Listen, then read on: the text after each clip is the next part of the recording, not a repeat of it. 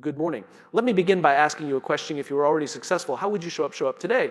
Would you walk into the room with your shoulders back and your head high, not out of arrogance, but out of certainty?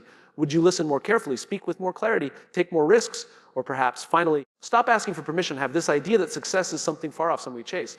But here's the problem when you believe success is out there. You spend your life reacting instead of leading. You wait for the title, the salary, the validation, the applause. And in that waiting, you give your power away. Success is often portrayed as a destination, something we reach after years of hard work recognition, or perhaps a lucky break. We're taught to chase it through accomplishments, titles, or applause from others. But what if the foundation of success doesn't start on the outside at all? What if the real beginning is internal? Rooted in how we see ourselves before the world sees anything at all? The truth is, self-belief is not just a nice to have. It's not a motivational quote or a temporary burst of confidence. It is the core engine that drives all sustainable success. When we believe in ourselves, not in a delusional, overconfident way, but with grounded conviction, we behave differently. We make bolder decisions. Step forward when others hesitate. We create momentum where others are still waiting for permission. Consider this: every person who has ever achieved something great had a moment where they had to act before the results were visible. They had to trust their vision before it was validated. Entrepreneurs invest in ideas that no one else believes in. Yet, artists create work without knowing if anyone will ever care. Leaders take a stand long before there's a standing ovation. In each case, success began with a deep internal choicing. I am going to act as if I'm already capable,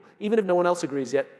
This kind of belief isn't arrogance. It's responsibility. It means choosing to show up as your future self, not your current circumstances. It's deciding that you don't need someone else's permission to be powerful, creative, or effective. And when you consistently act from that place, the world eventually catches up. People begin to respond to your energy. Opportunities begin to open up. But all of that happens after the internal shift, not before. Too often, people wait. They wait for a title before they take ownership. They wait for a raise before they feel valuable. They wait for an audience before they create their best work. And in they reinforce a dangerous idea that value is something given to us by others, that success must be granted. But the most impactful people don't wait. They decide it. They decide to lead like a leader before they're given the title. They work like a pro before they get paid.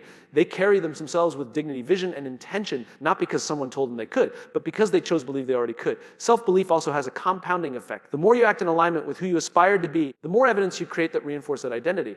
Every bold move becomes a small proof point. Over time, your self-image shifts, not based on fantasy, but based on experience. You begin to trust yourself not because you've been told to, but because you've seen what happens when you do.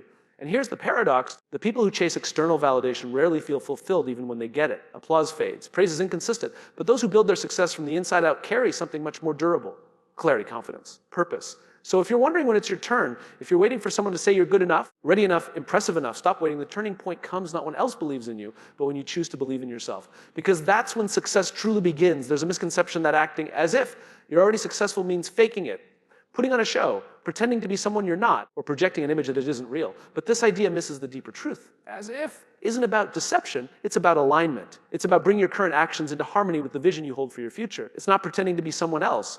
It's choosing to live now as the person you are becoming. When you act as if you're already successful, you're not lying to the world. You're choosing to embody your future potential in the present moment. You're asking yourself, if the future I want were already true, how would I think, speak? How would I make decisions?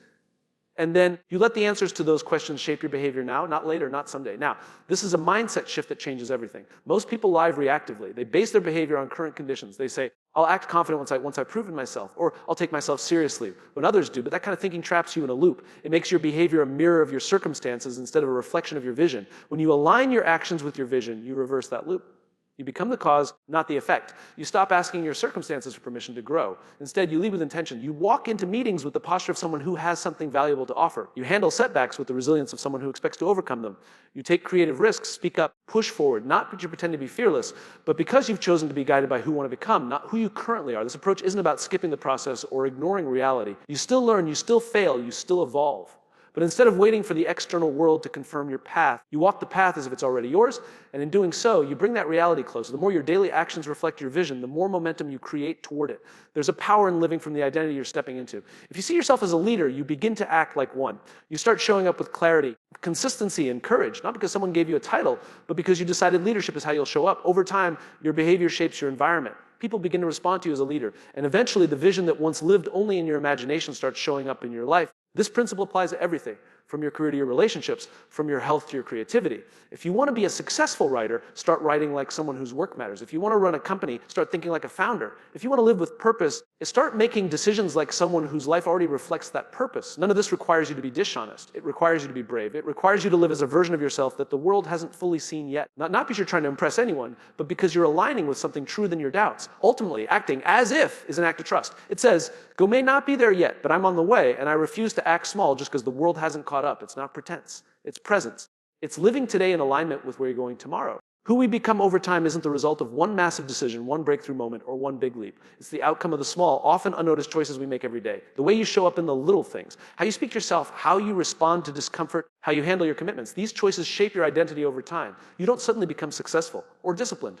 You build those traits through daily decisions that accumulate into a larger transformation.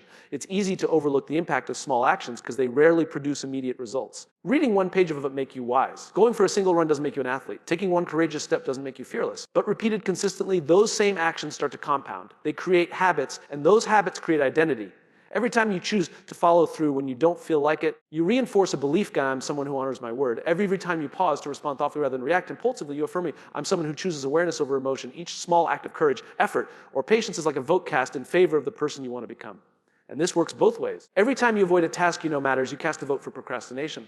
Every time you break a promise to yourself, even a small one, you erode a bit of trust in your own reliability. The daily decisions we make that pull us closer to our future self, or further away. There is no neutral ground. What makes this concept powerful is that it gives you back control. You don't need to wait for the perfect moment or a dramatic life overhaul to start becoming the person you want to be. You can start today with the next decision. You can start by asking a simple question before you act. What choice would the future version of me make right now? What that puts your long-term identity in the driver's seat. It takes you out of reaction mode and puts you into creation mode. You stop living based on your current circumstances and start shaping your behavior based on your desired direction. Consistency is what transforms isolated decisions into lasting identity. Anyone can make a good decision once. The key is to make those decisions often enough that they stop being decisions and start becoming your default. When showing up early, doing the hard thing, or staying calm in chaos becomes normal for you, that's when you've rewired your identity and you didn't thereby willing it into existence. You got there by showing up each day and choosing the version of yourself you were building. This also means you don't have to wait until you feel like it to take action. In fact, one of the strongest identity shifts happens when you act in spite of how you feel. When you go to the gym tired, when you speak up even while afraid, when you create even though you doubt your work. That's when change starts to embed itself deeper than discipline. That's when it becomes who you are. There's nothing flashy about making a good choice on a random Tuesday morning. No one claps for it. But over time, those moments are what define you. They're what create your reputation with yourself. And that's the most important reputation of all. Because when you trust yourself to follow through, to be who you say you are, you stop chasing confidence. You start living from it. So if you want to shape your long-term identity, don't wait for a breakthrough. Start with the next small decision. Because in the end, who you become is simply the sum of how you choose to live. One day, one action, one decision at a time. Most people think of confidence as something you either have or you don't. It's often treated like a personality trait, fixed, innate, a quality you're born with or perhaps lucky enough to develop early in life. But confidence isn't a trait. It's not a gift. It's a behavior. It's something you do, not something you are. And that distinction changes everything. When you see confidence as a behavior, you take it out of the realm of identity and put it into the realm of action. You realize you don't need to feel confident in order to act with confidence. In fact, some of the most courageous, successful, and admired people regularly face self-doubt, but they don't let that doubt decide their behavior. They make a different choice.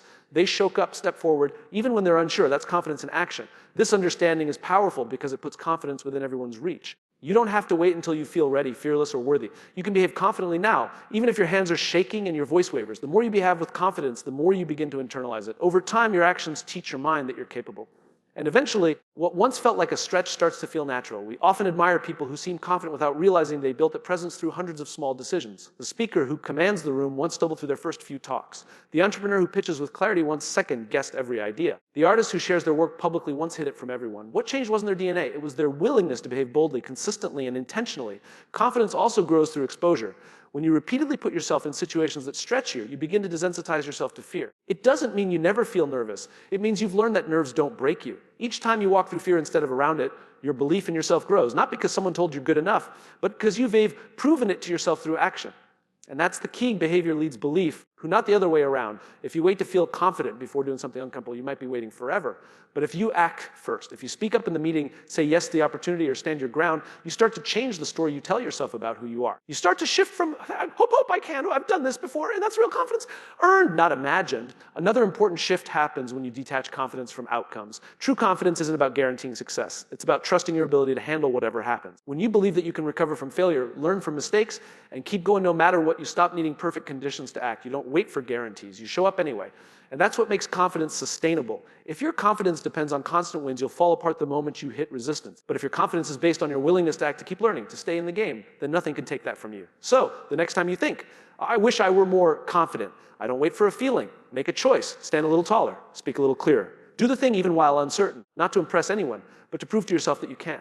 Because confidence isn't something you have or don't have. It's something you practice. And like any practice, the more you do it, the more natural it becomes. Behavior creates belief, and belief in time becomes identity. In a world that often defines success by status, wealth, and visibility, it's easy to forget what true success really looks like. We celebrate the people at the top, the ones with the biggest followings, the highest earnings, the loudest voices. But if you look closer, the people who are genuinely fulfilled, respected, and impactful share something deeper. They lead with service and live with integrity. That is the kind of success that lasts. That is the kind of success that matters. True success is not measured by what you gain, but by how you give. It's not about how many people know your name. It's about how many lives are better because of what you do. Service doesn't always mean grand gestures or public acts of generosity. Often, it's found in the way you listen, support, mentor, and uplift others without needing credit or applause. It's the quiet commitment to add value, to leave things better than you found them, and to care about something greater than yourself. When your version of success is rooted in service, you stop climbing for the sake of being seen and start growing for the sake of contribution. You make decisions not just for personal gain, but for shared good. You build not just for yourself, but for the people who are affected by what you build. And ironically, it's often those who focus least on personal recognition who end up earning the deepest kind of respect. But service alone isn't enough without integrity. Integrity is the foundation that keeps success grounded. It's doing what's right, even when it's not easy. It's staying aligned with your values when no one is watching. It's being the same person in every room. Not shifting your identity to fit the crowd, but staying anchored in who you are. In the short term, cutting corners, exaggerating, or chasing shortcuts might get you attention. But attention is not the same as trust. And trust is the real currency of long-term success. People follow those they trust. They do business with those they trust. They stand by those who act with consistency and principle, even when it's inconvenient. Living with integrity doesn't mean being perfect. It means being honest. Honest about your wins and your mistakes. It means owning your choices and learning from them.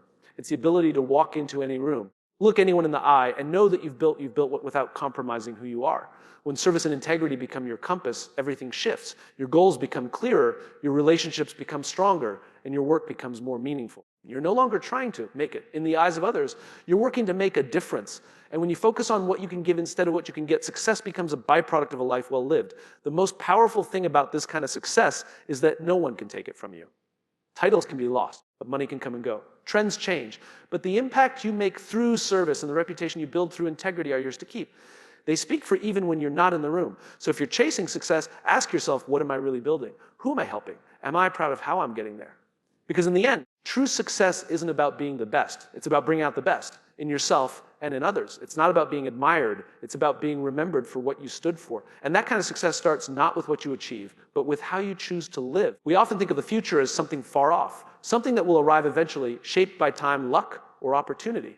But in reality, the future isn't something you stumble into. It's something you build with every choice you make today. The version of yourself you hope to become isn't waiting in some distant chapter of life. It's being written now, moment by moment, by how you show up, how you carry yourself when no one is watching, how you speak when it would be easier to stay silent, how you respond to setbacks, to pressure, to uncertainty. These things are not just reactions, they're rehearsals for the person you're becoming. You don't suddenly transform into a wiser, stronger, more capable version of yourself one day. You become that person through how you show up in everyday moments that seem small but are actually pivotal. It's easy to put off change, easy to tell yourself that once things settle down, once you get that promotion, once you feel more confident or more prepared, but then you'll start living differently. But growth doesn't wait for perfect timing. The path to who you want to be starts exactly where you are, right here, now. Every day is a chance to act in alignment with your future. If you want to be disciplined, show up with discipline today, even if it's uncomfortable. If you want to be a leader, lead where you are, even if you don't have the title yet. If you want to be creative, make something today, even if it's not perfect. The future you imagine doesn't begin on a calendar date. It begins the moment you decide to show up like it already matters. The truth is, your future self is watching you. Not literally, of course, but everything you do today creates the foundation that future you will have to live with. Your habit set, your mindset, your relationships, your resilience, they don't magically appear when success does. They're cultivated by how you engage with growth from consistency, not luck. And showing up fully doesn't mean having it all figured out. It means being willing to give your best in this moment, even if the outcome is uncertain. It means choosing effort over excuses, values over validation, and progress over perfection. When you commit to showing up the person you want to be, you train your brain, your body, and your behavior to operate on a higher standard. Over time, that standard becomes your new normal. Think of it like planting a seed. The seed doesn't look like the tree it will become, but that doesn't mean it lacks value. What matters is how it's nurtured. Your future isn't built in a flash of brilliance. It's built in the decision to show up, water the soil, and keep going even when you can't yet see results. This approach also shifts your relationship with time. You stop waiting and start creating. You begin to understand that the future doesn't just happen. It responds to how intentionally you live today. Each hour, each decision, each conversation is an investment in what's to come. And perhaps most importantly, how you show up now influences how others see you. People aren't waiting for you to be perfect. They're watching to see if you're real, consistent, committed, your energy, your actions, and your example can inspire others not because you've made it, but because you're in the process of becoming. So if you're wondering how to shape a better future, don't overthink it. Start with how you walk into your next meeting, how you treat the next person you see, how you talk to yourself when no one's around, because those choices may seem small, but over time they shape everything. The future isn't waiting for you to be ready. It's waiting for you to show up.